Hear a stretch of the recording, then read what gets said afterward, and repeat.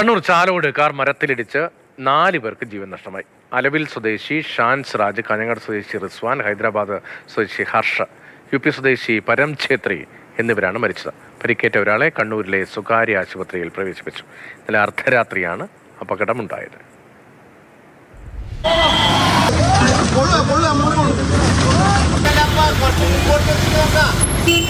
ഈ അപകടത്തിന്റെ ഏതാണ്ട് ഒരു ദൃക്സാക്ഷി, അതായത് ഈ ശബ്ദം കേട്ട് ഉടൻ തന്നെ ഇതിൽ രക്ഷാപ്രവർത്തനത്തിനും മറ്റുമായി എത്തിയ അയൽവാസി ബാബുവാണ് കൂടെയുള്ളത്.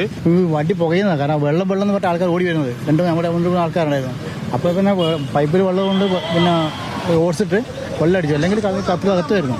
പിന്നെ ഒരു അരമണിക്കൂർ വെള്ളം അടിച്ചിട്ട് വെള്ളത്തിന് ഇത് പുക കുറച്ചതിന് ശേഷം പിന്നെ വീട്ടിൽ പാര ഉണ്ടായിരുന്നു. പാര എടുത്തിട്ട് വണ്ടി പിൻഡോർ തുറന്ന് വെട്ടിപ്പൊളിച്ചിട്ടാണ് 2 പേരെ പുറത്തെടുത്തത്.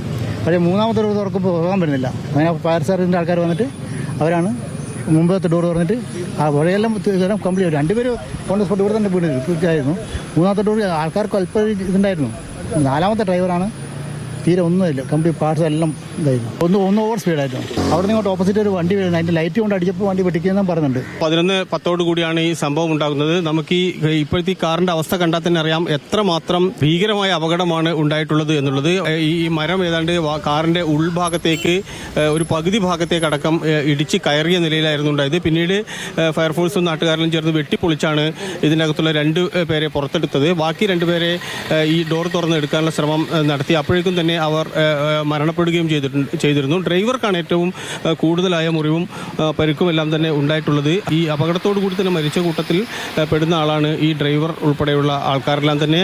കണ്ണൂരിൽ ഷാന്റെ കുടുംബത്തിലൊരു കല്യാണമുണ്ട്. ആ കല്യാണത്തിന് ഒരു സർപ്രൈസ് എന്ന രീതിയിലേക്ക് വന്നതാണ് എന്നാണ് അറിയാൻ കഴിയുന്നത്.